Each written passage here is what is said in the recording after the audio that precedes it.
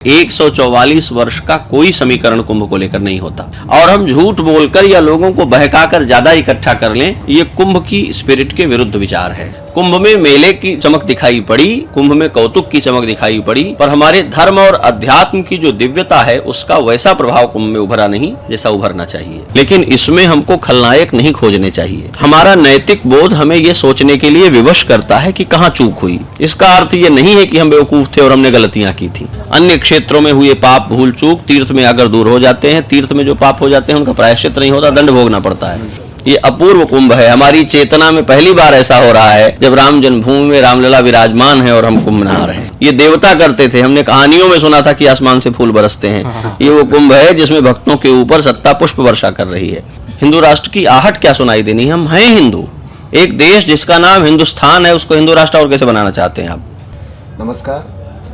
2025 का ये महाकुंभ, और इस कुंभ में हमने जो देखा वो ये कि बचपन से सुनते आए थे कि कुंभ में बड़े बुजुर्ग या साधु सन्यासी होते हैं, लेकिन इस कुंभ में हमने यूथ को बहुत देखा। युवा वर्ग इतना है जितना कि आप थोड़े दिनों में आने वाली डॉक्यूमेंट्री या फिल्म में देखने वाले हैं। और इस समय जब कुंभ अपने उत्तरार्ध की ओर पहुंच गया है, हम इंटरव्यू तो नहीं कहेंगे क्योंकि इंटरव्यू हमारा विषय ही नहीं है। हम हमारे सनातन परिवार के एक अधिकारी जो बड़े हैं, हमारे जो बुजुर्ग कहेंगे, संत कहेंगे, उनके पास हैं और शायद कुंभ की उसी परंपरा को निभाने के लिए आए हैं कि माघ मकर रविगत जब हुई तीर्थपति आवा सब हुई। भरद्वाज ऋषि के आश्रम में सब एकत्र होते थे और फिर सत्संग चलता था। तो हम सत्संग की अपेक्षा लेके, सत्संग की लालसा लेके यहाँ पहुँचे हैं। इसी क्रम में इनसे बातचीत करना चाहते हैं कि कुंभ का महत्व क्या है, कुंभ है क्या, आने वाली पीढ़ियों के लिए, सनातन के लिए क्यों आवश्यक है। मुदित मेरे साथ हैं, बीच में महाराज जी हैं। उस चर्चा को शुरू करते हैं। तो महाराज जी, मेरा पहला प्रश्न तो ये है जो कि मतलब बहुत लौकिक और भौतिक प्रश्न है कि जैसा हमने बचपन में सुना समझा, कुछ कल्याण की कहानियों में पढ़ा, तो कुंभ के बारे में थोड़ी थोड़ी अल्प जानकारी होती रही। पर इस कुंभ में एक विडंबना जो हमने महसूस की और वो वेदना भी थी, हम as a youth, as a युवा होने के बाद भी, वो ये कि इस पूरे कुंभ को जब आप प्रयाग से दूर रहकर टीवी या मोबाइल के माध्यम से देखते हो तो लगभग पूरा कुंभ एक ऐसी छवि बनकर रह गया है जिसमें या तो IIT बाबा है या मोनालिसा है। इसके अलावा कुंभ की कोई भी छवि इस प्रयागराज से बाहर नहीं गई है। इस पर आपका क्या कहना है? कुंभ का क्या स्वरूप एक्चुअली में है जो बाहर जाना चाहिए था और क्यों नहीं गया? इसमें हमारी ही समाज की क्या कमियां रह गई? धन्यवाद। पहले तो आपका बहुत स्वागत और साधुवाद के महाकुंभ के जो वास्तविक संदर्भ हैं उनको सामने लाने पर चर्चा हम लोग कर रहे हैं। मैं दो तरह की बातें कहना चाहता हूं इस बारे में। एक बात तो ये कि कुछ ठीक से कुंभ को प्रस्तुत किए जाने में चूक हुई, और दूसरी बात ये कि जो लोक रुचि है हमारी वो कुछ अधिक कौतुक परायण हो गई है। गंभीर बातें जिस चैनल पर दिखती हैं हम चैनल बदल लेते हैं, और जहाँ कुछ बेढब बातें दिखती हैं उसको जरा रुचि के साथ देखने लग जाते हैं। इन दोनों ने मिलकर के कुंभ के बारे में जो दृष्टिकोण था उसको इस बार जैसे बदल सा दिया। मैं इस बात को तो स्वीकार करने में मुझे कठिनाई है कि अच्छी बातें कुंभ से नहीं गईं। बड़े सत्र और बड़े संवाद भी हुए, बहुत तरह के विचार भी गए। समाज बहुत विलक्षण है। एक बड़ा प्यारा शेर है, बज़्म में अहले नज़र भी हैं तमाशाई भी। तमाशाई लोगों ने तमाशा देखा और जो अहले नज़र थे उन्होंने देखा कुंभ के महत्व को, उसकी महिमा को, उसके गंभीर संदेशों को। पर ये एक बात आपकी बहुत महत्वपूर्ण है कि कुंभ को अपना संदेश जिस व्यापक स्तर पर ले जाना था उसमें कोई न्यूनता दिखाई पड़ी, और कुछ ऐसे चेहरे हमारे सामने आ गए जो खेल तमाशे का हिस्सा तो हो सकते थे पर जो कुंभ का प्रतिनिधित्व करने वाले चेहरे नहीं थे जिनका आपने नामोल्लेख किया। उसमें एक बात तो मैं ये कहूँगा कि इस कुंभ के जो वास्तविक शास्ता हैं, इस कुंभ के जो वास्तविक नियामक हैं, संत महात्मा महामंडलेश्वर आचार्य पूज्य जगतगुरु, उन्होंने मुख्य भूमिका निभाने में शिथिलता दिखाई, और उसका परिणाम ये हुआ कि धार्मिक चेहरों के रूप में जब गैर पहचाने हुए आकस्मिक चेहरे आए तो उनका निषेध ठीक से नहीं किया जा सका। जब जनता ने अरुचि दिखाना शुरू की ये क्या तमाशा है, तब लोगों ने ध्यान दिया कि ये बेतुकी बात हो रही है। प्रथम चरण में ही जो लोग संत कहला करके, जो लोग महामंडलेश्वर कहलाकर, जो लोग धर्म के चेहरे कहला करके मीडिया के सम्मुख थे, जिम्मेदार लोगों की जिम्मेदारी ये थी कि वो कहते कि ये प्रामाणिक लोग नहीं हैं और इनकी बातें कुंभ की भावना को व्यक्त करने वाली बातें नहीं हैं। एक चूक यहाँ हुई। दूसरी चूक मैंने लिखी भी है और मैं विनम्रता से कहना चाहता हूँ मीडिया के लोगों को, उन्होंने कुंभ को लेकर के कोई होमवर्क किया ये दिखाई नहीं पड़ता। आप भारत की आध्यात्मिक चेतना के सबसे शिखर पुरुषों के सम्मुख जा रहे हैं और आपको आबासा कोई तैयारी कुंभ की नहीं है। आप क्या प्रश्न करेंगे? हर व्यक्ति किसी विवाद, किसी प्रचलित नारे, किसी कुंठा की बात से ही अपनी बातचीत आरंभ करता रहा, क्योंकि उसे पता ही नहीं था कि महाकुंभ को लेकर के जेन्युइन प्रश्न क्या हो सकते हैं। ये बड़ी चूक थी और मीडिया के बड़े क्षेत्रों से ये बात आई, बड़े बड़े लोग यहाँ घूम रहे थे और मैं देखता था कुछ बातें तो निराशा होती थी कि जो पूछा जाना चाहिए वो नहीं पूछ पा रहे हैं लोग, क्योंकि पूछने के लिए तैयारी चाहिए। जो महात्मा पूरी जिंदगी खपाकर यहाँ आकर के बैठे हैं, उनसे पूछने कोई यदि आता है कैमरा लेकर के, माइक लेकर के, तो कुछ तैयारी उसे भी करनी पड़ती है कि इनसे क्या पूछेंगे। उसमें भी चूक हुई। बहरहाल बहुत चूक की कथाओं में जाने के बजाय हमें इस बात पर ध्यान देना चाहिए कि विश्व जिसे देख रहा हो, उस अवधारणा में जितने लोग सम्मिलित हैं उन सबका ध्यान इस पर होना चाहिए। एक साधारण यात्री जो अपनी गठरी, अपना झोला लिए महाकुंभ के मेले में पैदल चल रहा है, उसके भीतर भी कहीं थोड़ी इस बात की अवेयरनेस होनी चाहिए कि हम ही कुंभ हैं। हम जैसे ही करोड़ों लोगों से यह कुंभ परिभाषित होता है, हमारा चलना, हमारा बोलना, हमारा बरतना, हमारा वाणी व्यवहार, हमारी लघु शंका करना, कहीं सामान रखना, कहीं टिकना, ये सब कुंभ का चेहरा बन जाएगा। और हम अपनी समेकित चेतना में इस बात के लिए सावधान थे, ये कहना कठिन है। इस असावधानी ने कुंभ की इस बार जो छवि उभरी, उस छवि में जो कुंभ की जो दिव्यता होनी चाहिए थी उसको धूमिल कर दिया। कुंभ में मेले की चमक दिखाई पड़ी, कुंभ में कौतुक की चमक दिखाई पड़ी, पर हमारे धर्म और अध्यात्म की जो दिव्यता है उसका वैसा प्रभाव कुंभ में उभरा नहीं जैसा उभरना चाहिए। बाद में उसको लेकर के लोग अवेयर भी हुए, कुछ बातें भी सामने आई, लेकिन शुरुआती दिनों में, और आप कह सकते हैं संक्रांति के पहले तक का जो मेला था और संक्रांति से मौनी अमावस्या के बीच का जो मेला था, उस मेले में तो बहुत सारी चीज़ें वो सामने दिखाई देती थी जो पानी थी ही नहीं, झाग थी और वही चलती रह गई थी। मुझे लगता है कि उससे बाहर निकलना चाहिए। कुंभ बहुत बड़ी अवधारणा है, इसे खेल तमाशा भी इसका अंग है। जैसे आम में मंजरी भी आती है, बौर आते हैं, हम उसकी खुशबू देखते हैं, उससे आनंदित होते हैं, उससे आशान्वित होते हैं, पर बौर खाते नहीं। ऐसे ही मेले में कुछ ऐसे ही बौर भी दिखाई पड़े हैं, फूल भी दिखाई पड़े हैं, उनका आनंद लेना चाहिए था, पर मेले का फल और रस जो है वो आम है। तो महाराज जी, वो आम और वो आम का रस है क्या, यानी कुंभ है क्या? अगर आने वाली पीढ़ियां आज से साल 2 साल या जैसे भूतकाल में कभी 100, 200 या 1000 वर्ष पूर्व पुस्तकें लिख दी गई, उन पुस्तकों का अनुशीलन, अवलंबन हम आज कर रहे हैं। ये वीडियो की जो विधा है ये भी हो सकता है आज से 1000, 2000 साल बाद उपलब्ध रहेगी। तो उन पीढ़ियों को क्या बताया जाए, कुंभ है क्या, जिससे वो भी इसका अनुशीलन कर सके? हमारे यहाँ बार बार बताया गया है, थोड़ा ध्यान दे देंगे तो दिखाई पड़ने लगेगा। अर्जुन को भगवान कहते हैं कि तुम मृत्यु से भयभीत हो कि ये मर जाएंगे। ये बहुत बार पहले भी मरे हैं, मरेंगे तो फिर से जन्म ले लेंगे। जन्म और मृत्यु कोई अंत और कोई प्रारंभ नहीं है, यह सनातन प्रवाह में आने वाले पड़ाव का नाम है। संसार जिसे अधुनातन कहता है, संसार जिसे पुरातन कहता है, भारत उस अधुनातन और पुरातन के अविरल प्रवाह को पहचानता है और सनातन कहता है। तो 3 शब्द हैं। दुनिया कहती है अधुनातन, मॉडर्निटी को लेकर के हम लड़ रहे हैं, पुरातन, और भारत कहता है नहीं, ना अधुनातन ना पुरातन, सनातन। और सनातन क्या है? तो भगवान कहते हैं कि हमारे तुम्हारे बहुत सारे जन्म बीत गए हैं, हम पहले भी थे, हम अभी भी हैं और हम आगे भी रहने वाले हैं। ये जो चेतना है ये हमें अधिक उत्तरदायी बनाती है और गंभीर बनाती है। जब हम ये जानते हैं कि जीवन एक सनातन स्थिति में विद्यमान रहने वाला है, तो हम यहाँ कुछ भी आकस्मिक रूप से करके भाग जाने की कुंठा के बाहर निकलते हैं। हमारा पाप और पुण्य हमें और भी आगे परिणाम के रूप में मिलने वाला है, विद्यमान रहने वाला है। यह सनातन बोध हमें गंभीर बनाता है, अपने बिहेवियर के प्रति, अपने सोचने समझने के प्रति उत्तरदायी बनाता है। मैं एक सरल उदाहरण इस बारे में दूं। जो पर्यटकों के क्षेत्र हैं वहाँ के बाजार बहुत अविश्वसनीय हैं। ठीक है, क्यों हैं? क्योंकि वहाँ आने वाला व्यक्ति किसी दुकानदार को पहले से नहीं पहचानता और वहाँ का दुकानदार किसी ग्राहक के लिए कोई उत्तरदायी तो नहीं रखता, क्योंकि ग्राहक 2 दिनों में वापस चला जाएगा, लौट कर कब आएगा पता नहीं है। लेकिन जो आपकी सोसाइटी का दुकानदार है वो उत्तरदायी होता है, वो उधार देता है, वो प्रामाणिक चीज़ें देना चाहता है, क्योंकि वो जानता है कि रोज़ आपसे सामना होना है, तो हम कहीं चूक नहीं जाएं, हमारी प्रामाणिकता कम नहीं हो जाए।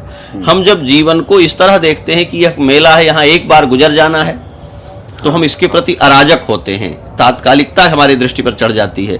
जब हम इसमें सदा अपनी विद्यमानता को देखते हैं तो हमारे भीतर एक दायित्व बोध जागता है कि हमें इसी संसार में रहना है। हमने गलत कर दिया है तो उसका परिणाम हमें भोगने आना है, और हमने अच्छा कर दिया है तो उसका परिणाम भी घूम कर हमारे सामने आने वाला है। हम अपने जीवन को लेकर अराजक नहीं हो सकते। महाराज जी, इसमें एक प्रश्न है मेरा कि इस बार ये बात बहुत ज़्यादा फैली कि ये कुंभ 144 वर्षों में आ रहा है जी, जबकि अब तक ये सुना था कि कुंभ 12 वर्षों में ही आता है, और ज़्यादातर ज्योतिषाचार्यों को इसके पीछे कोई कारण भी नजर नहीं आया कि ऐसा क्यों कहा गया जी। और प्रयागराज में तो प्रतिवर्षी माघ मेले का जो इतना महात्म्य बताया गया है जी, तो इसके क्या परिणाम हो सकते हैं आने वाले कुंभ पे, या कैसे इसको हम सबको अपनी समझदारी के साथ, और आप लोग इस तरह के जो माध्यमों से अपना काम कर रहे हैं उनसे लोक चेतना में ये बात ले जानी चाहिए कि ये अति उत्साह में किया गया एक गणितीय खेल है, कौतुक है। 144 वर्ष का कोई समीकरण कुंभ को लेकर नहीं होता। कुंभ की यूनिकनेस को बताने के लिए जिनको वेद शास्त्र आदि का परिचय नहीं है और बोध नहीं है, उन्होंने एक उड़ती हुई सी बात रखने की कोशिश की और 12 गुणे 12 कर दिया। 12 गुणे 12 करने पर 144 हो जाता है। 12 वर्ष पर एक कुंभ आता है, 12 कुंभ बीत जाते हैं तो एक असाधारण योग बनता है। ये 144 हो गया है। इस 144 के समीकरण का शास्त्र कोई अनुमोदन नहीं करते, कोई उल्लेख नहीं करते। इसलिए मैं समझता हूँ ये एक भ्रामक प्रचार है जो हाइप क्रिएट करने के लिए लाया गया है, जिसका कोई तात्पर्य नहीं है मेरी दृष्टि में। इसलिए 144 एक भ्रम है।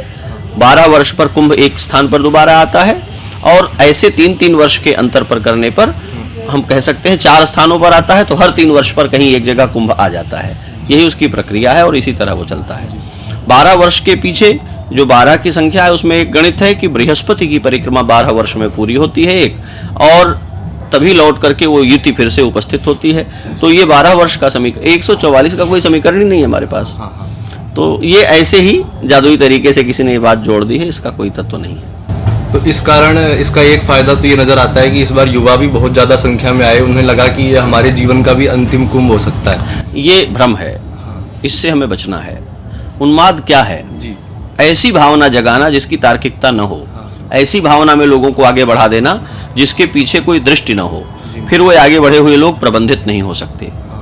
तर्क पूर्वक जो भी प्रेरणाएं दी जाती हैं, उन प्रेरणाओं के अच्छे बुरे होने को प्रबंधित किया जा सकता है, क्योंकि उनकी एक तर्क परंपरा है। मैं इस बात को फिर से दोहराता हूं और समझने की आवश्यकता है। जब भी आप किसी को कोई प्रेरणा देते हैं, वह प्रेरणा यदि दृष्टि और तर्क से युक्त प्रेरणा है तो उससे उत्पन्न सकारात्मक और नकारात्मक प्रभावों को प्रबंधित किया जा सकता है तर्क प्रणाली से। लेकिन यदि आपने किसी को किसी भी युक्ति से प्रेरित कर दिया है और उसके पीछे तर्क की योजनाएं नहीं हैं, तो आप प्रबंधन नहीं कर सकते हैं। फिर वो उन्माद की तरह बढ़ता चला जाएगा और आपके पास कोई तर्क नहीं होगा उसको प्रबंधित करने का। इसलिए 144 की जो युक्ति है ये ठीक नहीं है, और हम झूठ बोलकर या लोगों को बहकाकर ज़्यादा इकट्ठा कर लें, ये कुंभ की स्पिरिट के विरुद्ध विचार है। सनातन धर्म की आस्था यहाँ स्वतः लोगों को पीढ़ियों से बुलाती आ रही है। हमें किसी युक्ति से किसी को बुलाने की आवश्यकता नहीं है। बिल्कुल।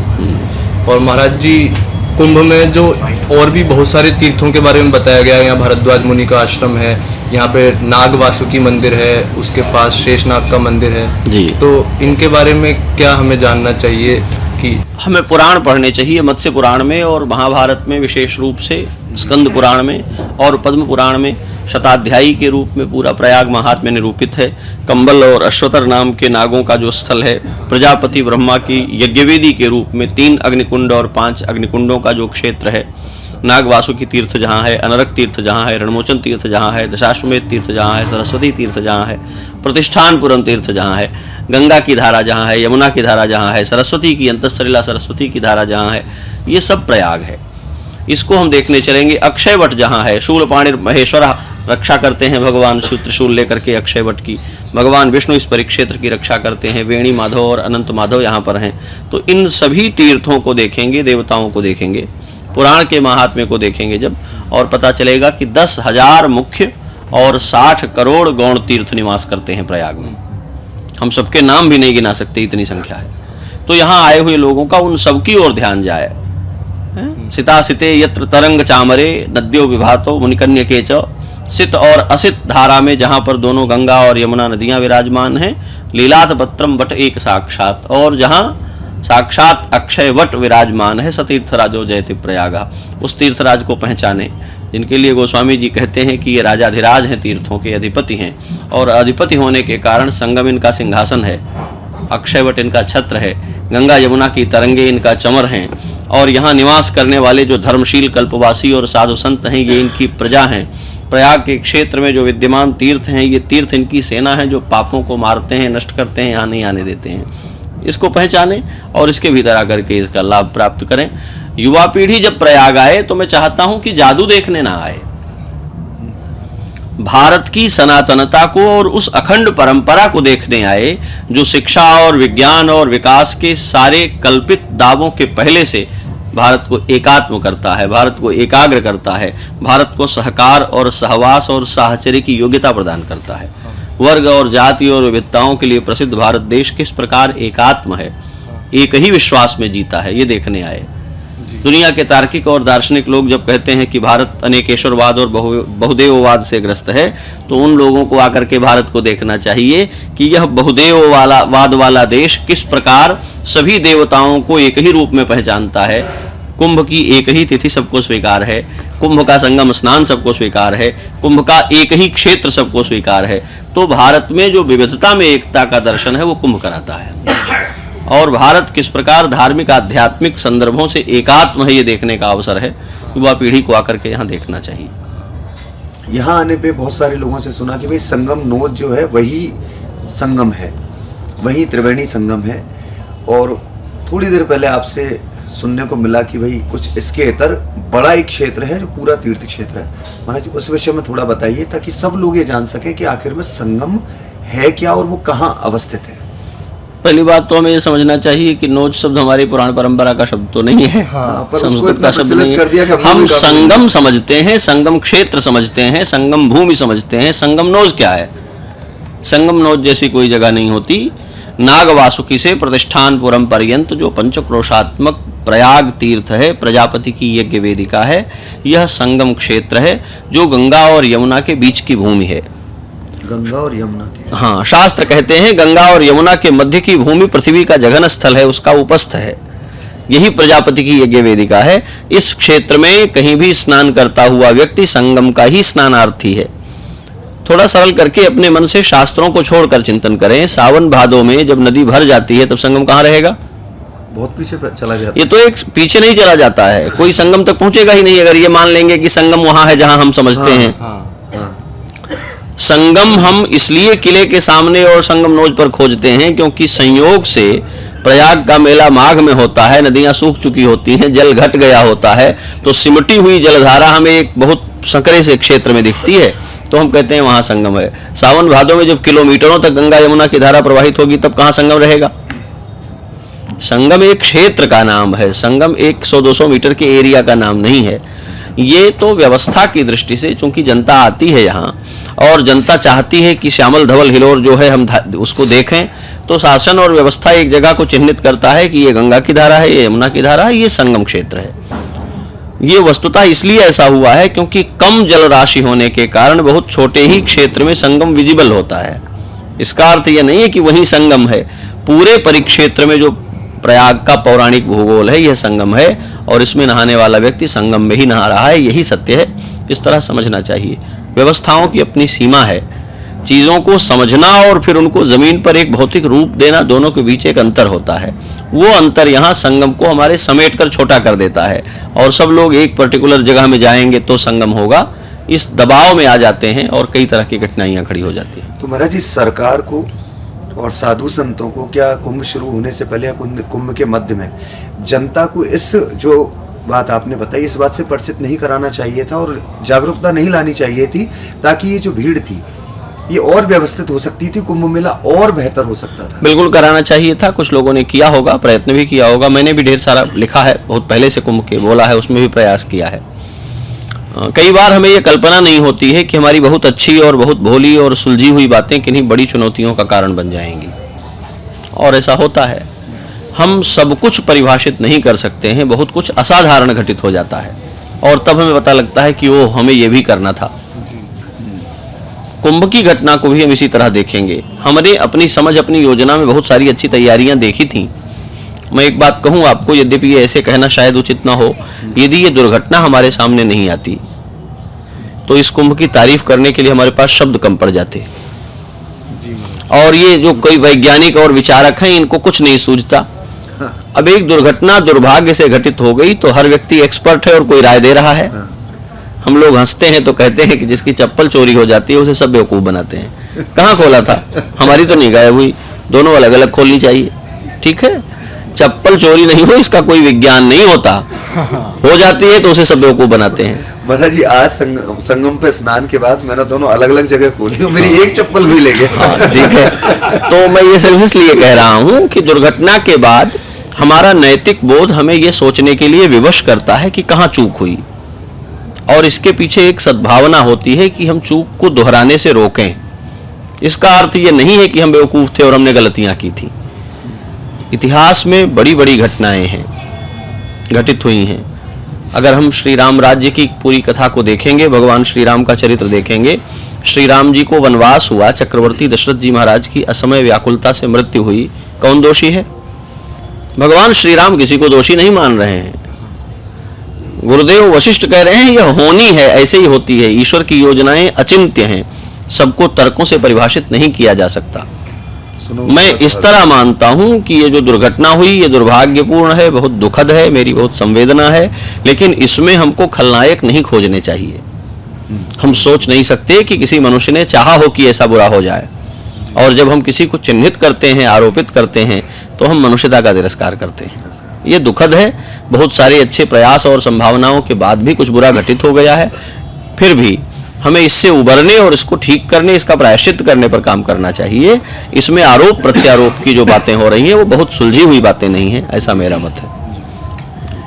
तो महाराज जी, यहाँ अभी कुंभ में जो इतने लोग आ रहे हैं, बहुत सारे ऐसे लोग हैं जो शास्त्रों की परंपरा का अनुसरण करते हैं। कुछ लोग अपने गुरुओं की बातों से ज्ञान अर्जन करते हैं और फिर आते हैं। आज एक सोशल मीडिया भी एक ऐसी चीज हो गई है जहाँ से लोग धर्म के बारे में नॉलेज लेते हैं और आते हैं। वो नॉलेज नहीं है, पर वो हमें तो नहीं पता। आप में अन्य लोगों के लिए नहीं कर, मैं तो हमारे लिए पूछ रहा हूँ महाराज जी, यदि अगर हम प्रयाग आए, कुंभ में आए, तो यहाँ क्या क्या कर्तव्य हैं जो करने चाहिए? जैसे कि संगम में स्नान, फिर मन में आया ऐसे पढ़ने पे पता चला कि वेणी माधव भी जाना चाहिए, नागवासुकी भी जाना चाहिए।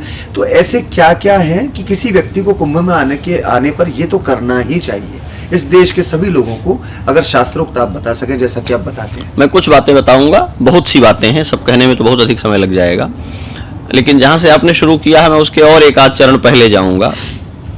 संगम आने वाले व्यक्ति को सबसे पहले ये करना चाहिए कि वह कृपा पाने जा रहा है, वह किसी की शरण में जा रहा है, तो अपने आग्रह, अपने हठ, अपनी श्रेष्ठता का बोध, अपने धन और पुण्य का अभिमान छोड़ कर आए, तब शायद वो अधिक सौम्य होकर यहाँ आ पाएगा। यहाँ आकर के स्नान करने की चेष्टा करे, किसी तीर्थ, किसी आश्रम, किसी मठ, किसी आचार्य, किसी उपदेशक, किसी संत की सन्निधि और किसी का आश्रय लेकर के स्नान करे। जहां स्नान घाट सुलभ हो वहां स्नान करे। सारा क्षेत्र संगम है और कहीं भी नहाने से संगम होगा। नाव पर चढ़कर के सैर करना संगम नहाने का अंग नहीं है, ये प्रचारित हो गया है। नाव पर बैठने से ही संगम स्नान होता है। इस कुंठा के बाहर निकले और सहज भाव से अपने चरणों से नदी के तट पर जाकर के नदी के किनारे पड़े हुए अपशिष्ट को, कचरे को, मिट्टी को, फूल, चंदन, तुलसी फेंक देते हैं लोग, उनको जहां तक संभव वहां तक हटाए। संगम स्नान का वास्तविक पुण्य यह है कि जिस घाट पर नहा रहा है पहले उस घाट की शुद्धि करे। और कुछ स्नानार्थियों ने यदि वहां कपड़ा और प्लास्टिक और कचरा और अगरबत्ती और फूल फेंक दिया हो तो उनको समेट करके घाट को साफ कर दे, तो उसको अनेक डुबकियों का फल इस बात से मिल जाएगा। नदी में स्नान करे, वहां कपड़ा नहीं निचोड़े, वहां कचरा नहीं फेंके, वहां कोई अपशिष्ट छोड़कर नहीं जाए। नदी केवल आपके पाप का निवारण कर सकती है, कचरे का निवारण नहीं कर सकती है। तो वहां कचरा नहीं छोड़े और फिर वहां से निकलकर भगवान वेणी माधव का, भगवान अनंत माधव का, नाग वासुकी का, अक्षय वट का, जो संभव हो मेले में आने पर। मैं सारे नाम गिना दूंगा, एक स्थान से दूसरे स्थान पर जाने में बड़ी कठिनाई है, तो भीड़ को यहाँ पर एक जगह से दूसरी जगह घुमाना बहुत चुनौती भरा काम है। इसलिए मेले में यदि आप आते हैं तो ये सब करने का प्रयास न करिए, जहाँ संभव है वहाँ करिए। खाली दिनों में आए तो जो आप कर सकते हैं वो करिए। हनुमान जी महाराज का दर्शन करिए। गोस्वामी जी महाराज ने यहाँ आने पर मुख्य मुख्य बातें क्या हैं उनका निर्देश किया है। क्या करते हैं तो कहा त्रिवेणी में स्नान करते हैं।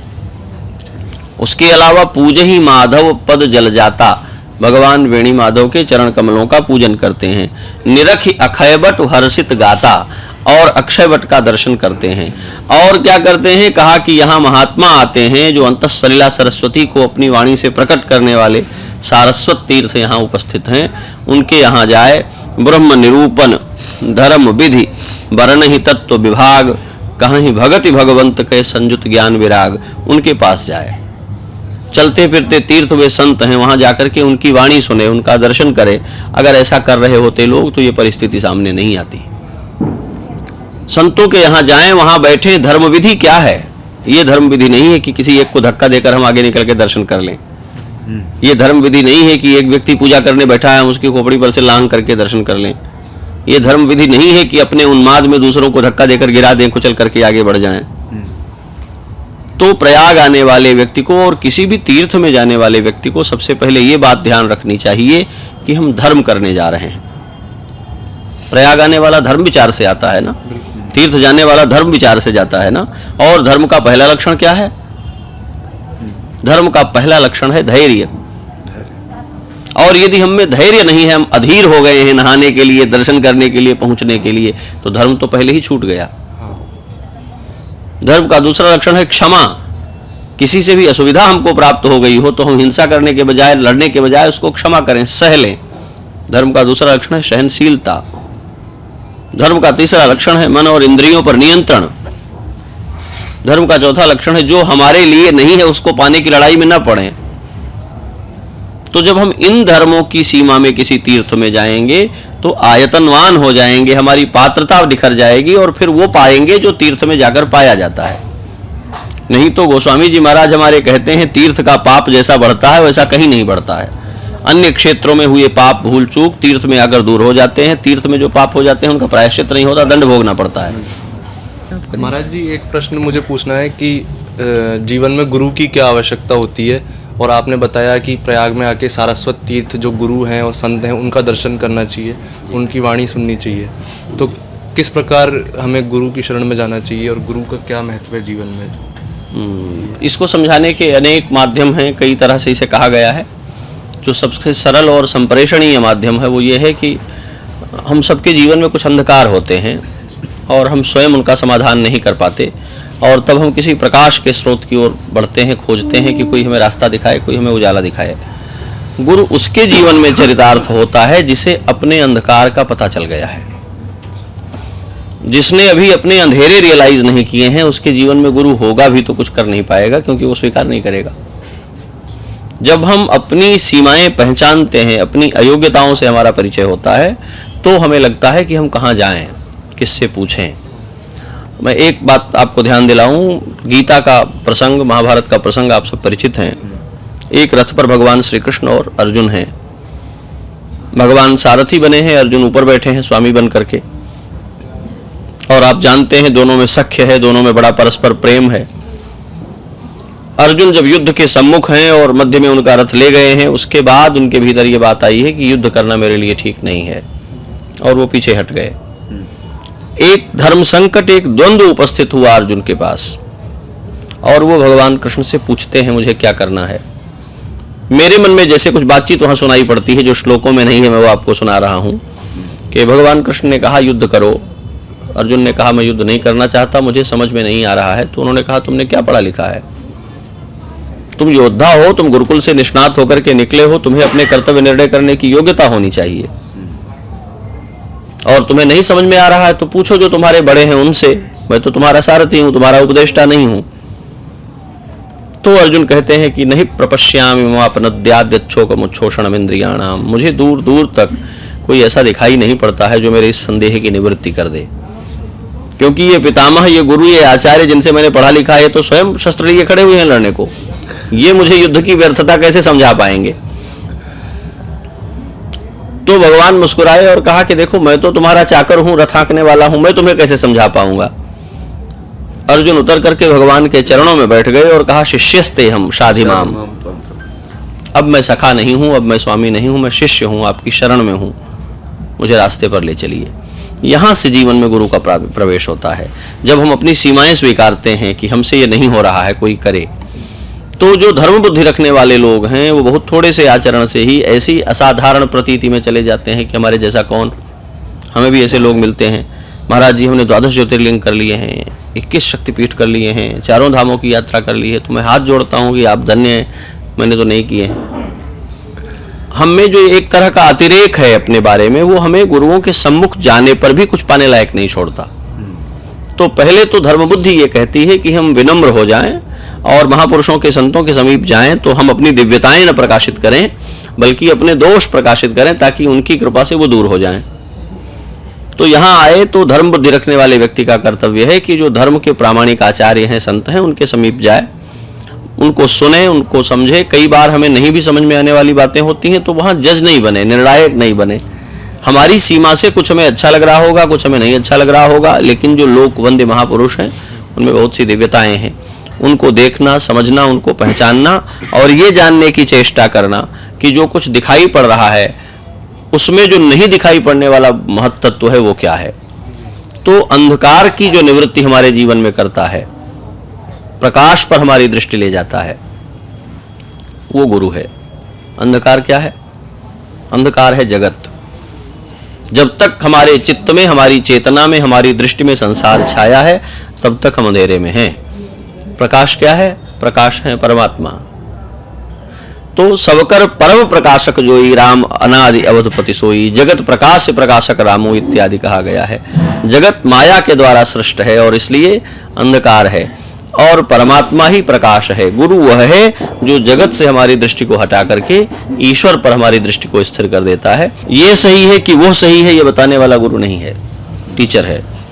गुरु वो है जो कहता है सही गलत का द्वंद्व ही गलत है, छोड़ दो इसे, दोनों ही। हाँ, हमारे जो मैं ये उदाहरण दे रहा हूँ, हमारे जो प्रमेय हैं, हमारी जो मान्यताएं हैं, हमारे समझने और तय करने की जो सीमाएं हैं, गुरु हमें उनके पार निकाल देता है। वो एक दूसरा लोक है जो प्रकाश का लोक है, जो अंधेरे और उजाले से और परछाइयों से बना हुआ लोक नहीं है। और हम चाहते हैं कि हमारे इसी अंधेरे और उजाले के भीतर कोई एक व्यक्ति मिले जो हमारे सही गलत की तसल्ली के साथ हमको ले चले। इतना अंतर है। तो जब आप महात्माओं को देखेंगे, जब आप संतों को देखेंगे, तो सबसे अच्छे गुरु तत्व का निरूपण संत साहित्य में है। कहते हैं गुरु कहाँ मिलता है? महात्मा दादू की पंक्ति है, गैब माहि गुरुदेव मिल्या, पाया हम प्रसाद। गैब क्या है? गायब हुई चीजें जहां जाती हैं वो गैब है। एक ऐसा स्थान जिसे कभी भी परिभाषित नहीं किया जा सकता, जिसकी कोई लोकेशन नहीं खोजी जा सकती, अज्ञात लोक, वो गैब है। और गुरु वहां मिलता है जब कोई खोजने वाला अपनी सीमाओं के, अपनी लोकेशन के बाहर चला जाता है और जहां पहुंचना था वहां नहीं पहुंचता है, फिर भी चलना नहीं छोड़ता है और खोजने की चेष्टा में अपने को खो देता है और आर्त होकर पुकारता है, तब उसको वहां से उबार लेने के लिए जो प्रकट होता है वो गुरु है। जिसने अपने को खो नहीं दिया है उसको गुरु नहीं मिलता। हमारी परेशानी यह है कि हम अपनी सुविधाओं में जीते हुए ही एक व्यक्ति को ज्वाइन कर लेना चाहते हैं गुरु की तरह। वो हमारी इसी दुनिया का हिस्सा है, ये रस्म है, ये एक उपचार है। कोई करता है तो श्रद्धा है, सम्मान है, पर ये कहीं जीवन के बाहर नहीं ले जाता। आप ऐसे समझें, जो नक्शा देखकर चलता है वो आविष्कारक नहीं होता, खोज वो करता है जो खो जाता है। जो कुछ नक्शे में है वो पहले से देखा हुआ है, उसके आप खोजी करके कहलाएंगे। इसीलिए दुनिया के सब बड़े खोजी जो हैं वो खोए हुए लोग हैं। वो हर घोषित नक्शे के बाहर चले गए लोग थे, फिर उन्होंने अपने को फाइंड आउट कर लिया, बता दिया हम यहाँ खड़े हैं, तो आविष्कारक हुए, वरना वो खो जाते हैं हमेशा के लिए। गुरु उन्हें मिलता है जो अपने को खो देने का रिस्क लेते हैं, और वो इसलिए आवश्यक है कि यदि अपने को खो नहीं देंगे तो जीवन में जो पहले नहीं पाया गया है ऐसा कुछ नहीं पाएंगे। कुछ अपूर्व तभी पाया जा सकेगा जब अपने को खो दे, और वो गुरु प्राप्त कराता है। तो वो कहते हैं क्या करेगा वो मिल जाएगा। तो गए माही गुरुदेव मिला पाया हम प्रसाद, क्या करता है कहा मस्तक मेरे कर धर्या देखा अगम अगाध। जिसको नहीं देखा था, जिसकी नहीं कल्पना थी, वो मैंने देखा क्योंकि उसने मेरे मस्तक पर अपना हाथ रख दिया। महात्मा कबीर कहते हैं गुरु क्या करता है, लोचन अनत उघाड़िया अनत दिखावनहार, हमारी दृष्टि की दिव्यता को जगा देता है गुरु। फिर ये क्षुद्र संसार और जीवन अपनी क्षुद्रताओं को खो करके हमें दिव्यताएं दिखाने लगता है, ईश्वर की लीला दिखाई पड़ने लगती है। हमारे दुख सुख बहुत महत्वहीन हो जाते हैं, हमारी प्राप्तियां और हमारा नुकसान खो जाता है, ये गुरु करता है। लेकिन जब तक ऐसा नहीं होता तब तक इस दिशा में चलने के जो अभ्यास हैं, जो प्रयास हैं, वो सब सराहनीय हैं, वो भी होते रहने चाहिए।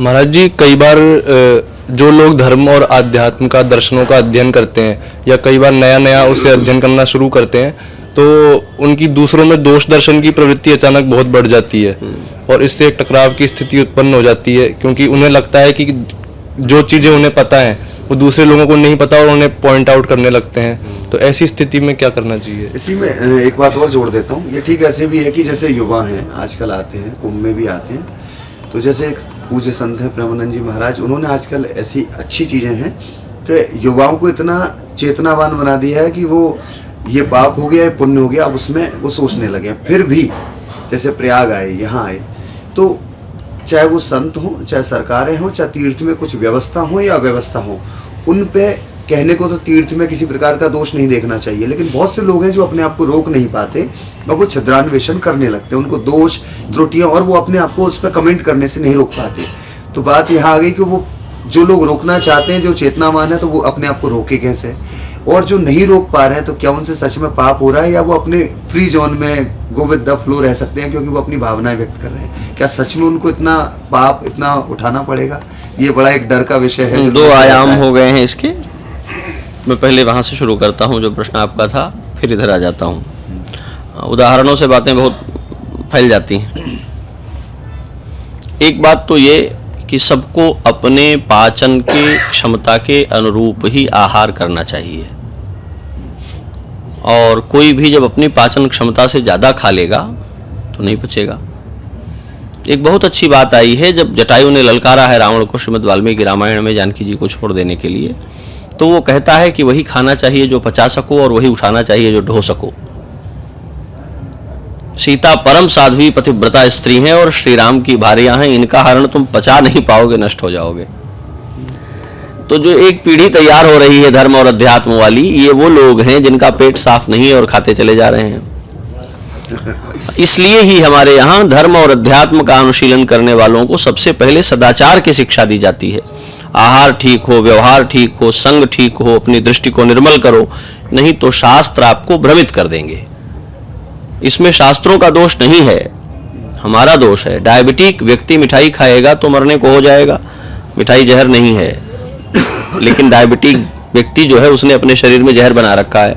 जैसे मधुमेह के रोगी के लिए मधु अमृत होते हुए भी विष होता है, ऐसे ही जिनका आयतन तैयार नहीं है, जिनका चित्त तैयार नहीं है, वहां शास्त्र ज्ञान जाकर भी झंझट पैदा करता है। गोस्वामी जी महाराज ने कहा नहीं, उमा राम गुण गूढ़ पंडित मुनि पावहि विरति पावहि मोह विमूढ़ जे हरि विमुख न धर्म रति। जिनका आयतन निर्मल नहीं हुआ है उनको शास्त्र का भी ज्ञान हो जाएगा तो झंझट पैदा करेंगे। रावण को भी तो शास्त्र का ज्ञान था। दुनिया भर के आतंकवादियों को छुड़ाने के लिए लड़ने वाले वकीलों ने भी संविधान का ज्ञान किया है, देश की महिमा को जानते ही होंगे। बहुत सारे शास्त्र पढ़ करके दुनिया भर को ठगने में लगे हुए लोग भी शास्त्र तो जानते ही होंगे। मैं बार बार दोहराता हूं, ज्ञान हमें स्वीकार्य नहीं बनाता, निष्ठा हमें स्वीकार्य बनाती है। जिसकी निष्ठा स्पष्ट और पवित्र नहीं है उसकी सारी योग्यता उसको राक्षस बना देती है। तो मुख्य बात तो यह है कि हम जब धर्म अध्यात्म और दर्शन की ओर जाएं, यद्यपि धर्म अध्यात्म दर्शन तीनों शब्दों के तात्पर्य गहरे अंतर के साथ समझने चाहिए। हम काम चलाऊ शब्दों की तरह इन्हें पढ़ लेते हैं। धर्म की अवधारणा भिन्न है, अध्यात्म की अवधारणा भिन्न है और दर्शन की अवधारणा भिन्न है। अभी मैं उस विस्तार में नहीं जा रहा हूँ। जो आपने कहा स्वामी प्रेमानंद जी महाराज का अभी जो आ रहा है विषय, बारंबार सराहना करनी चाहिए उनको और उनका अभिनंदन करना चाहिए इस बात के लिए कि यह लोक जो उन्मद था, किसी को नहीं सुन रहा था, उनके तपोबल से उनको सुनने लगा है। बड़ी युवा पीढ़ी उनको सुनने लगी है, समाज के सभी वर्ग के लोग उनको सुनने लग गए हैं। और जो लोग नशे में थे, जैसे उन्होंने उनका नशा उतार दिया है, एक जादू सा हो गया है राधे राधे की बोल करके, कि लोग वहां जा रहे हैं, उनको सुन रहे हैं और प्रेरणा ले रहे हैं। ये एक बड़ा टर्निंग पॉइंट है। एक महात्मा केवल भजन बल से दुनिया को सुना रहा है अपनी बात, युक्ति और तर्कों से नहीं। स्कॉलर होने के नाते वो प्रसिद्ध नहीं हुए हैं, भक्त होने के नाते उनकी प्रसिद्धि है। और केवल भक्ति के मार्ग से, इसका अर्थ यह है कि इस दुनिया को जब भी कोई संदेश दिया जा सकेगा तो वो प्रेम का मार्ग होगा, वो सरलता का मार्ग होगा, वो युक्ति और जटिलता का मार्ग नहीं होगा। लोग उधर जुड़े हैं, लेकिन एक मुख्य कठिनाई क्या है, जब हम भक्ति की ओर जाते हैं तो भक्ति महारानी के ही बेटे हैं ज्ञान और वैराग्य।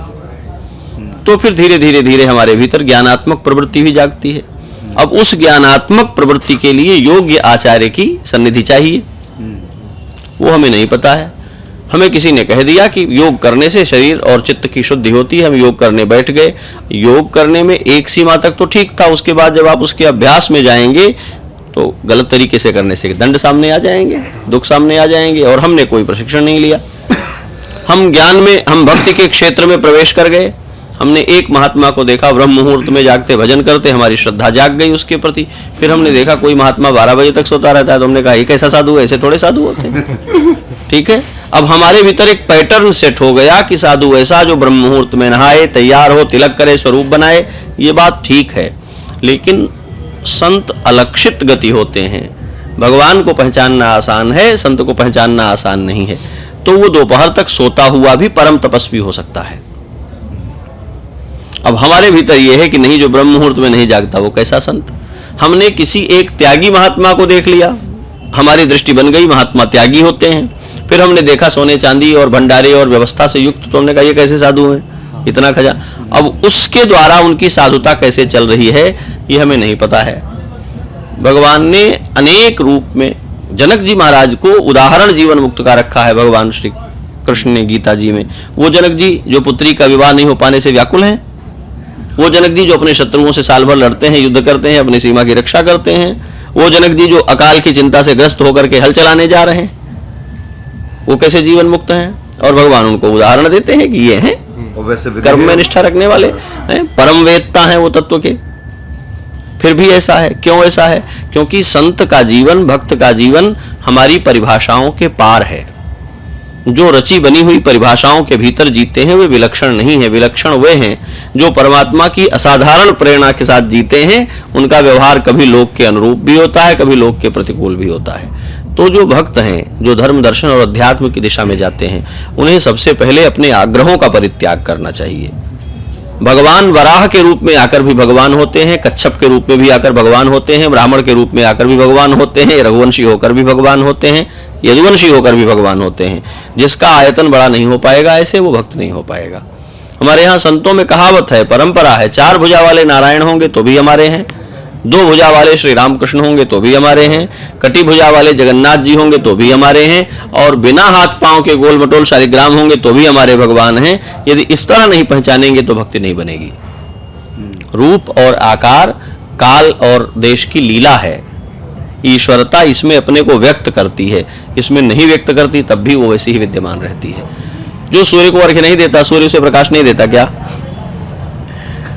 अर्घ्य देने वालों को सूर्य नारायण रत्ती भर भी सुपीरियर नहीं मानते हैं। अर्घ्य देने वालों की पात्रता बढ़ जाती है और सूर्य की जो दैवी योग्यता है वो उनके भीतर स्वतः जागृत हो जाती है। उनकी सूर्य नाड़ी प्रबल हो जाती है, उनकी ज्ञान और मेधा, इच्छा शक्ति और वर्चस्व उनमें बढ़ जाता है। सूर्य नारायण अलग से इसके लिए कोई बोनस नहीं देते हैं। तो जो साधन परायण हैं उनकी पात्रता बढ़ जाती है। तो इस क्षेत्र में आए हुए लोगों को, संसार को देखते हुए अपनी दृष्टि को पहले विनम्र और उदार करना चाहिए। मेले में आए हुए लोग, कुंभ को देखते हुए लोग, तीर्थ क्षेत्रों में जाकर के अलग अलग तरह के संत और मंदिरों को देखते हुए लोग, हम संसार को कितना कम जानते हैं, इसके बारे में हमें जजमेंटल नहीं होना है, सीखना है, समझना है। नहीं समझ में आता तो जिन्हें समझ में आता है उनसे जाकर के पूछना है। शास्त्र भरे पड़े हैं, भगवान कहते हैं शास्त्र प्रमाण हैं। हम अपने मन से, अपनी धारणाओं से, अपने परसेप्शन से किसी के बारे में अन्यथा चिंतन नहीं करें। यही भक्ति धर्म दर्शन का स्वरूप है। किसी भी व्यक्ति को कई बार ऐसा लगता है कि कोई बहुत विचित्र सी बात सामने आ रही है, हमारा मन मस्तिष्क से अंगीकार नहीं करता, तब भी हमें विनम्र होना चाहिए। हम ही नहीं समझ पा रहे होंगे, हो सकता है इसमें कुछ विलक्षणता हो। ऐसा भरा पड़ा है, इसके इतिहास हैं, अनेक आख्यान हमारे यहाँ इस प्रकार के। कई बार किसी के प्रति अश्रद्धा होती है, कई बार किसी स्वरूप के बारे में हमको बहुत वितृष्णा होती है। हो सकता है कुछ दोष हो और हो सकता है दोष ना हो, हम समझ ही ना पाते हों। तो इसलिए सदा अपने बारे में संदेहशील होना भक्त का लक्षण है। जैसे ही किसी को अभिमान हुआ, अपने बारे में अतिरेक हुआ, भक्ति उसके हाथ से गई। एक बड़ी प्यारी बात कही गई है, मैं उसको बार बार दोहराता हूं, प्रेम और शत्रुता तभी तक जीवित हैं जब तक संदेह कायम है। प्रेम और शत्रुता ये दोनों संपूर्णतया जान लिए जाने के बाद समाप्त हो जाते हैं। खो देने का डर ही प्रेम है, जिस दिन ये डर समाप्त हुआ प्रेम गया। भक्ति का अर्थ है प्रतिक्षण इस बात की चिंता होने की कहीं मुझसे चूक न हो जाए। भगवान शिव भक्ति के परम आचार्य हैं और खड़े होकर के प्रार्थना करते हैं, बार बार बर मांगऊं हर्ष देहु श्रीरंग, पद सरोज अनपायनी भगति सदा सत्संग। आप कृपा करके हमें ये वरदान दे दें, आपके चरणों में जो भक्ति है ये कहीं खिसक न जाए। भक्ति नहीं है ये दुख नहीं है, होती हुई भक्ति इधर से उधर हो जाए क्या पता है, इसलिए ये बनी रहे। ज्ञान प्रकाश्या गुरु मिल्या सो जिन भी सरी जाए।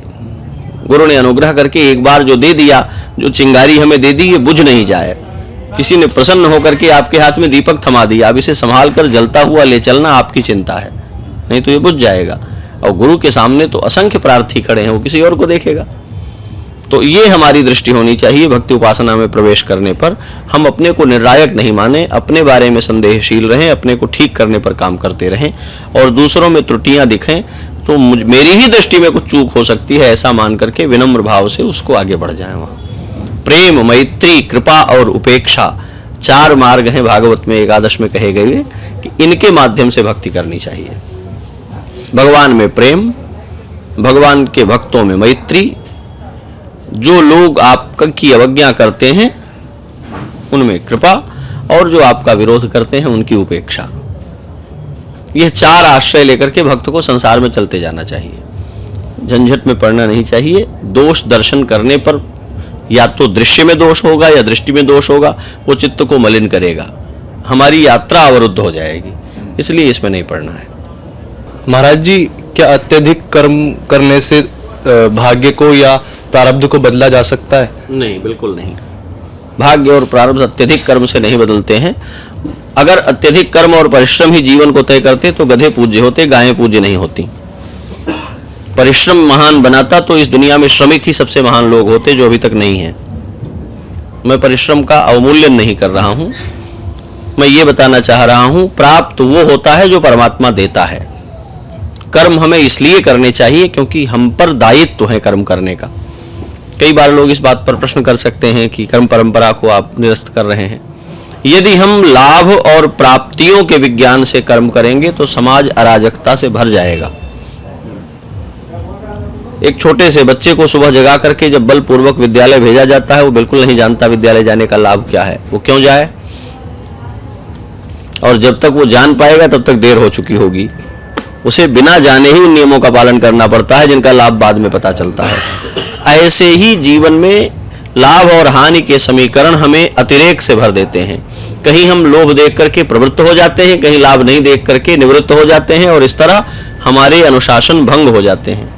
तो उचित मार्ग ये है कि जो विहित है हम पर, जो विधि है हमारे लिए, हम उसका पालन करते जाएं। देने वाला ईश्वर है, वो प्रदान करता है। मैं इसको इस तरह समझाता हूँ, एक किसान बहुत परिश्रम करके अपना खेत बनाए, फसल बोए, कुछ भी कर ले, क्या किसान के प्रयत्न करने से बादलों पर असर पड़ता है? बहुत अच्छी खेती करने पर भी क्या बादल पानी बरसा देते हैं? नहीं। लेकिन अच्छी खेती किए होने पर जब बरसता है तो भर भर करके उगता है, और बरसता बादल के मन से है, किसान की खेती से नहीं बरसता है। लेकिन जिसने खेती नहीं की है वही बारिश उसके खेत में घास उगा देती है, और जिसने खेती की है उसके यहाँ अन्न भर देती है। हमने तैयारी कर रखी है तो कृपा हमको धन्य कर देगी, और हमने तैयारी नहीं की है तो हुई ही कृपा ही हमें बहकर चली जाएगी, प्राप्त नहीं होगी। पुरुषार्थ इसलिए करना चाहिए कि हमारी पात्रता निर्मित हो जाए। यह वैसे ही है जैसे सिविल परीक्षा में बैठने वाले बच्चे सब तैयारियां करते हैं, सब हो जाते हैं क्या? और जो नहीं तैयारी करते हैं वो हो जाते हैं क्या? कई बार हो जाते हैं। नहीं, कभी नहीं। परीक्षा में बैठे बिना, नहीं, परीक्षा में बैठना तैयारी ही है, मैं पढ़ाई की बात नहीं कर रहा हूँ। जो एप्लीकेंट नहीं है वो कैसे सिलेक्ट हो जाएगा? बिल्कुल। ठीक है, और जो एप्लीकेंट है वो सिलेक्ट हो जाएगा क्या? नहीं, ऐसा तो क्या इससे ये कह सकते हैं कि एप्लीकेंट होना व्यर्थ है? नहीं। पुरुषार्थ करने का अर्थ है कि हम अप्लाई कर रहे हैं, हाँ। सिलेक्ट होंगे कि नहीं होंगे ये उसकी योजना है। इसलिए वेद कहते हैं कि नायम आत्मा प्रवचनेन लभ्यः न मेधया न बहुना श्रुतेन। ज्ञान से, विज्ञान से, प्रयत्न से, पुरुषार्थ से समझते हो कि आत्मोपलब्धि हो जाएगी तो नहीं होगी। तो कहा ये व्यर्थ है? कहा नहीं नहीं, व्यर्थ नहीं है, करते रहो। क्यों करते रहें? कहा होगी तो इसलिए कि वो जिसको चुनता है उसको मिलता है। तो हम क्यों मेहनत करें? कहा वो चुनता, प्रयत्न करते हुए लोगों में से ही किसी को है। इसलिए अपने को प्रत्याशी बनाए रखो।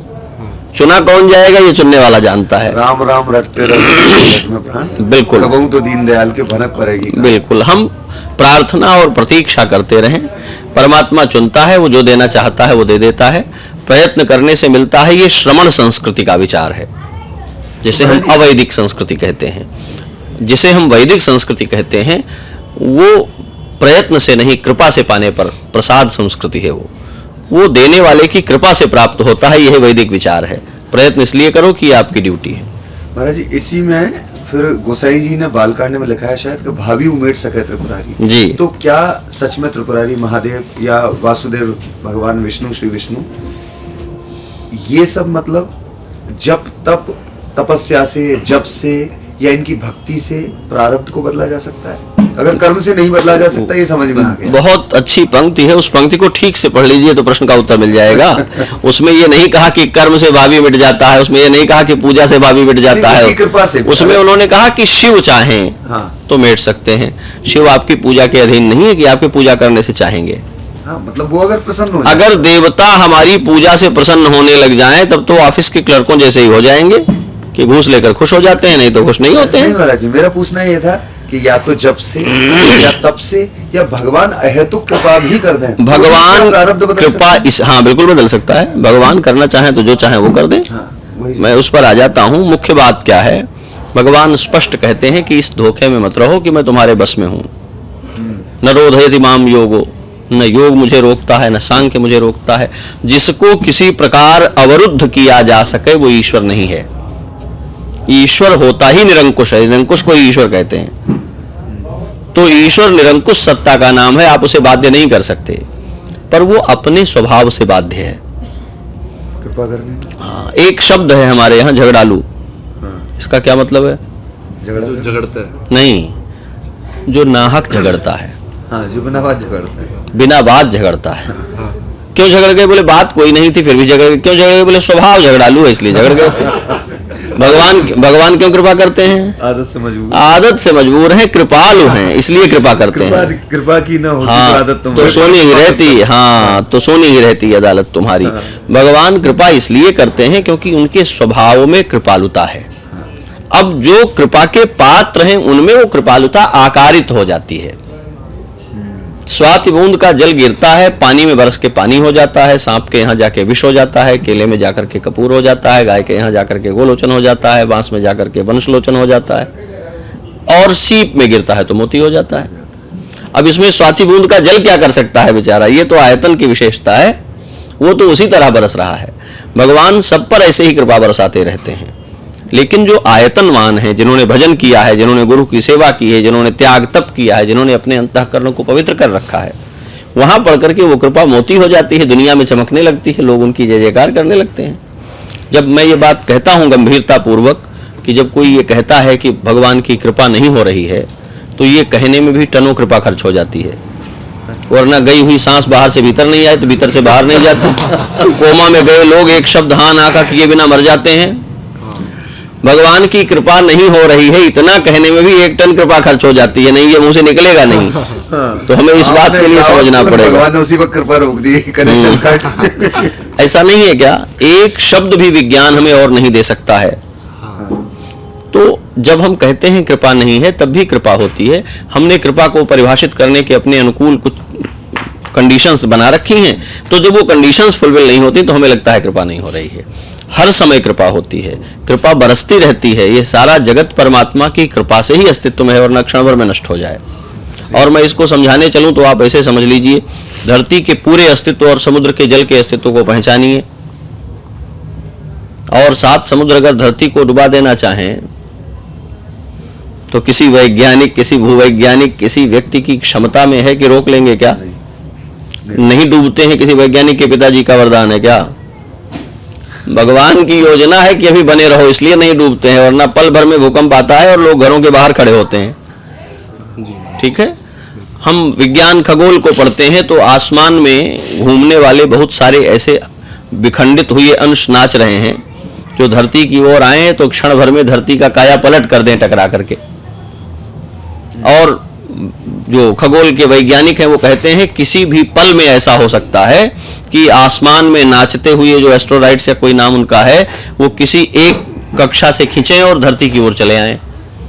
और हर 2-4 साल में, 10 साल में खबरें और ऐसी कोई व्याख्या नहीं है कि वो क्यों नहीं आ जाते और कब आ जाएंगे, ये भी नहीं पता क्यों नहीं हो रहा है। बोले परमात्मा की योजना है जगत के चलने की, इसलिए चल रहा है, और जिस दिन वो आने लग जाएंगे, अपनी कार तो संभलती नहीं, उनको क्या संभालेंगे। तात्पर्य ये है, जगत के चलते रहने में एक अचिंत्य शक्ति काम करती है, वही ईश्वर की कृपा है। हमने अपनी सुविधा के अनुसार उसको परिभाषित किया है, तो जब हमारे अनुकूल हो जाता है तो हम कहते हैं कृपा है, जब हमारी अनुकूलता में वो समझ में नहीं आता तो हम कहते हैं कृपा नहीं है। प्रतिक्षण उसकी कृपा बरस रही है, इसी विचार के साथ जीना है। महाराज जी, कई बड़े बड़े उद्योगपतियों का ये कहना है कि उनके कर्मचारियों को एक सप्ताह में 80 से 90 घंटे तक काम करना चाहिए। तो ये मानवीय क्षमताओं के बारे में इसका क्या प्रभाव होगा, और हिंदू धर्म इसके बारे में क्या कहता है कि व्यक्ति को किस तरह काम करना चाहिए? क्या ये हिंदू धर्म के और ऋषियों ने जो बताया उसके से अलाइन करता है? अत्यधिक लिप्सा, बहुत पैसा लगाने और बहुत पैसा कमाने की कुंठा, और हमारी निरंतर खराब होती गई शिक्षा ने हमें अमानवीय बनाया है, ये उसी का एक नमूना है। और मैं ये भी कहना चाहता हूँ, किसी को दुख भी हो सकता है, इस समय मानव जाति को जिन चीज़ों से सर्वाधिक खतरा है उनमें से बाजार सबसे बड़ा खलनायक है। समाज को, हमारी संस्थाओं को, परिवार को और विचार को सबसे पहले जिनसे सावधान होने की आवश्यकता है वो बाजार हैं, और हम बहुत बड़े खतरे में हैं। और ये उसी बाजार की कुंठा से पैदा हुई एक पंक्ति है। ये एक ध्यान देने की बात है। हमारे सारे उद्यम, हमारे सारे प्रकल्प, हमारी सारी चेष्टाएं मनुष्य के जीवन को सहज बनाने में हैं। जो लोग परिश्रम कर रहे हैं, जो अपना लेबर दे रहे हैं कंपनियों को, वो मनुष्य नहीं है क्या? जब हमारा विज्ञान, जब हमारा विकास, जब हमारा बाजार मनुष्यता को और मानवीय मूल्यों को ही निरस्त करने लग जाए, तब हमें ये समझना चाहिए कि ये असुर हो गया है और उसे भंग कर देना चाहिए। वे लोग जो अधिकाधिक घंटे लोगों से काम लेने पर बात करते हैं, ये लोग मनुष्यता के अपराधी हैं, इनको सार्वजनिक रूप से दंडित किया जाना चाहिए। ये हमारी दुर्नियति है कि आजीविका कमाने में कोई मालिक बनकर सिर के ऊपर बैठता है और कोई नौकर बनकर के उसके जूतों के नीचे रहता है, और इस खराब संरचना को भंग होना चाहिए। अपनी आजीविका कमाने में ही एक उद्योगपति भी लगा हुआ है, और अपनी आजीविका कमाने में उसके यहाँ लगा हुआ चतुर्थ श्रेणी का एक कर्मचारी भी है। मानवीय स्तर पर दोनों का समान महत्व होना चाहिए। शिक्षा के आधार पर, विद्या के आधार पर, योग्यता के आधार पर जो श्रेष्ठ हैं उनकी श्रेष्ठता का सम्मान है, पर केवल इसलिए कि कोई आजीविका कमाने में न्यून है और कोई आजीविका कमाने में उन्नत है, ये अवैज्ञानिक है और अलोकतांत्रिक है, इसका कोई स्वीकार नहीं किया जा सकता। कुछ बातें इस तरह की आई थी, वे बहुत लज्जास्पद बातें हैं, और सार्वजनिक रूप से ऐसे लोगों का बहिष्कार कर दिया जाना चाहिए जो अपने सामने खड़े जरूरतमंद लोगों को मनुष्य मानने से इनकार करते हैं। महाराज जी, अब कुंभ पूर्ण होने वाला है जी। तो एक सामान्य प्रश्न, हमने तो पहला कुंभ देखा है ना जी। आपने तो इससे पूर्व में भी कई कुंभ जी। देखे होंगे जी। सारे विरोधाभासों के बाद भी जी। सामान्य मनुष्य घर में एक ऐसा विवाह भी नहीं कर पाता जहाँ एक फूफा नाराज नहीं होता या उस कार्य में विघ्न नहीं पड़ता। कोई छोटी मोटी घटना कि भाई त्रिपाल जल गया, कुछ और हो गया।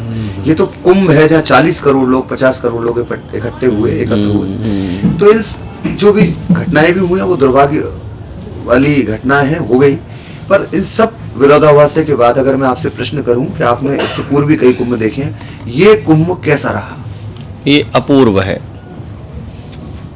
ऐसा पहले कभी नहीं हुआ। उसके कई कारण हैं, मैं कुछ एक कारण आपको कहता हूँ। हमारे कुंभ की जो सबसे बड़ी पहचानें थी उनमें एक पहचान ये थी कि इस देश के धार्मिक आध्यात्मिक क्षेत्र की जो सबसे बड़ी चुनौतियां हैं उन चुनौतियों पर यहाँ धर्म संसद होती रही है और उस धर्म संसद में आगे हम क्या करने वाले हैं इसकी नीतियां तय होती थी। हमारे बीते सभी कुंभों में धर्म संसद का प्रश्न होता था राम जन्मभूमि कैसे बनेगी। ये पहला कुंभ है जब रामलला अपने यहाँ विराजमान हैं और कुंभ की डुबकी लगाने वाले लोग अयोध्या पहुंच करके जाम कर दे रहे हैं अयोध्या को। ये अपूर्व कुंभ है, हमारी चेतना में पहली बार ऐसा हो रहा है जब राम जन्मभूमि में रामलला विराजमान है और हम कुंभ नहा रहे हैं। क्या बात। तो ये असाधारण है। दूसरी बात, यह पहली बार हो रहा है जब केंद्र में और उत्तर प्रदेश में शासन में शीर्ष पर वे लोग बैठे हैं जो कुंभ की भूमि को साष्टांग प्रणाम करते हैं, कुंभ की अवधारणा को, संतों को, तीर्थ की परंपरा को हृदय से अंगीकार करते हैं। वो राजनेता हैं, राज्य की शक्ति उनके पास है, इसलिए राजनीतिक और राज्य सत्ता की शक्ति का भी इसके लिए उपयोग कर रहे हैं, पर इसलिए हम उनका तिरस्कार नहीं कर सकते। ये उनकी व्यक्तिगत निष्ठा है। प्रधानमंत्री आ रहे हैं, गृह मंत्री आ रहे हैं, राष्ट्रपति जी आने वाली हैं ऐसी सूचना है, मुख्यमंत्री जी यहाँ रोज आकर के व्यवस्थाएं देख रहे हैं। धर्म प्राण देश भारत में यह स्वर्ण युग कहा जाना चाहिए जिसमें मुख्यमंत्री कुंभ क्षेत्र में घूम करके व्यवस्थाएं देखता है कि कैसे सुविधाएं बनेंगी और यहाँ आकर के जहाज से, हेलीकॉप्टर से महात्माओं के स्नान पर्व पर भक्तों पर पुष्प वर्षा करता है। ये देवता करते थे, हमने कहानियों में सुना था कि आसमान से फूल बरसते हैं। ये वो कुंभ है जिसमें भक्तों के ऊपर सत्ता पुष्प वर्षा कर रही है। इसमें कोई संदेह नहीं है कि व्यवस्थाओं को लेकर हमें और काम करना है, पर इसे चूक की तरह नहीं देखना है। इस तरह देखना है कि जहां 2 करोड़ लोग आते थे, 4 करोड़ लोग आते थे, वहां 50 करोड़ लोग आ रहे हैं। हम उतने बड़े पैमाने पर व्यवस्थाओं को कैसे बढ़ाएंगे ये एक चिंता है। प्रयाग को कितना बड़ा कर देंगे, मेला क्षेत्र को कितना बड़ा कर देंगे, कितने लोगों की नियुक्ति यहां कर देंगे, सड़कें कितनी बड़ी कर दी जाएंगी। इस दिशा में शासन सोच रहा है, कर रहा है और बेहतर चीजें होने वाली हैं। ये असाधारण है। एक और मुख्य बात, यहाँ केवल धर्म भावना और श्रद्धा भावना से पुण्य पाने वाले लोग आते रहे हैं। अब ये भारत जाग गया है, दुनिया का सबसे युवतर देश भारत जो कहलाता है, जिसके पास सबसे बड़ा युवा है और हमारी पीढ़ियां इस कुंठा से ग्रस्त रही हैं कि बूढ़े लोग ही धर्म कर्म करते हैं। ये वो कुंभ है जिसने देखा है बहुत बड़ी युवा शक्ति यहाँ आ रही है और वो केवल डुबकी लगाने नहीं आ रही है, वो देखना चाहते हैं भारत क्या है और यहाँ उनको विराट भारत दिखाई पड़ रहा है। आध्यात्मिक आयाम में, धार्मिक आयाम में, सांस्कृतिक आयाम में, ऐतिहासिक आयाम में और आर्थिक आयाम में। 32,000, 30,000, 35,000 मुझे ठीक से ध्यान नहीं है कितना रुपया खर्च करके और कई लाख करोड़ रुपए ये कुंभ वापस लौटा रहा है सरकार को। ये वो समय है जब डिजिटल कुंभ की बात हो रही है। ये वो समय है जब तकनीक और प्रौद्योगिकी कुंभ की सेवा करने में लगे हुए हैं। यूपीआई से पेमेंट हो रहा है, रेलवे का टिकट बन रहा है, खोया पाया की व्यवस्था पहले से ज्यादा ठीक हुई है। एआई जो दुनिया के लिए विभीषिका बन रही है, महाकुंभ में एआई को भी सेवा के रूप में उपयोग किया गया है और यहाँ चीजों को, तो भारत किस प्रकार, सनातन धर्म किस प्रकार अंगीकार करता है, किस प्रकार अपना परिष्कार करता है और किस प्रकार यह धर्म पुनर्नवीकृत करता जाता है, हमारी पुनर्नवा संस्कृति किस तरह आगे बढ़ती जाती है, इसके लिए हमने पूरे विश्व को चमत्कृत किया है। ये कुंभ असाधारण है। महाराज जी, एक बात कहूँगा कि कुंभ तो प्रयागराज में हो रहा है, पर अंदर ही अंदर ऐसा लगता है कि देश में 3 कुंभ हो रहे हैं, एक प्रयागराज में, एक अयोध्या में, एक काशी में। नहीं, थोड़ा और बड़ा कर लीजिए, ये उससे बड़ा है ये जी। मुझे इस कुंभ के बीच में आवश्यक रूप से एक आयोजन में सम्मिलित होने भोपाल जाना पड़ा। एयरपोर्ट से उतर करके हम लोग कार में बैठ करके जा रहे थे और कार का चालक किसी कॉल पर बात कर रहा था और वो कह रहा था कि अभी कुछ दिन तो गाड़ी के बारे में सोचो भी मत। भोपाल में क्यों? सब गाड़ियां प्रयाग के लिए चली गई है, कोई गाड़ी देने की स्थिति में नहीं हूं, न छोटी न बड़ी। आप यहाँ की बात कर रहे हैं, पूरा देश कुंभमय हो गया है। सभी स्टेशनों पर सर्वाधिक संख्या प्रयाग आ रही है। सभी बस स्टेशनों पर, सभी टैक्सी ड्राइवर्स के यहाँ केवल एक चिंता, सर्वत्र जो यहाँ नहीं आ पा रहे हैं वे अपनी जगह बैनर पोस्टर लगा करके कुंभ को सेलिब्रेट कर रहे हैं। यही भारत की एकात्मता है और यही धर्म का अवदान है। किसी भी हिस्से में पड़ा हुआ मनुष्य किसी एक विचार पर एक साथ हो जाता है। महाराज जी, हिंदू राष्ट्र की आहट सुनाई दे रही है। ये प्रश्न सरल नहीं है। मैं हिंदू राष्ट्र की अवधारणा को दूसरों के साथ नहीं देखता हूं, मैं उसे अलग तरीके से देखता हूं। हिंदू राष्ट्र होना क्या है? हिंदू राष्ट्र की आहट क्या सुनाई देनी है? हम हैं हिंदू। एक देश जिसका नाम हिंदुस्तान है उसको हिंदू राष्ट्र और कैसे बनाना चाहते हैं आप? ये हिंदुओं का राष्ट्र है। तकनीकी तौर पर, राजनीतिक तौर पर कोई हिंदू राष्ट्र जैसी बात नहीं होना चाहिए। हम सनातन धर्मी राष्ट्र हैं, सारा विश्व हमारी ओर देखता है। हमारी संस्कृति विश्ववारा है, विश्व मात्र का कल्याण करने वाले हम हैं। तो हम उसमें ईसाई और मुसलमानों का भी मंगल चाहने वाले लोग हैं। हिंदू राष्ट्र जैसी अवधारणा से सनातन की बृहत्तर परिधि को संकीर्ण करने की चिंता क्यों करनी है। हमारी हिंदुत्व की भावना, हमारी सनातनता की भावना सर्वे भवन्तु सुखिनः सर्वे सन्तु निरामयाः में निहित है। हम उस देश के प्रतिनिधि हैं जहां केवल अपने ही दिवंगत सैनिकों को नहीं, दुश्मन देश के सैनिकों को भी अंतिम संस्कार के लिए उठा करके व्यवस्था करते हैं। तो सारा विश्व हिंदुत्व की ओर बढ़ जाएगा यदि हम अपने मानवीय चरित्र को प्रकाशित कर पाएंगे। तो जो बहुत संकुचित अर्थों में हिंदू राष्ट्र कहा जाता है, मैं उसको लेकर के बहुत सहमत नहीं होता हूँ। मुझे लगता है भारत एक सनातन अवधारणा का राष्ट्र है, इसे इसी रूप में अपने आप को रखना चाहिए। हमारी संस्कृति विश्ववारा है, उसको विश्ववारा संस्कृति के रूप में ही रहने देना चाहिए। उसको इतिहास भूगोल के फ्रेम में लाने की कोशिश नहीं करनी है। जी ठीक है, बहुत बहुत धन्यवाद महाराज जी। ठीक है, जय सिया राम।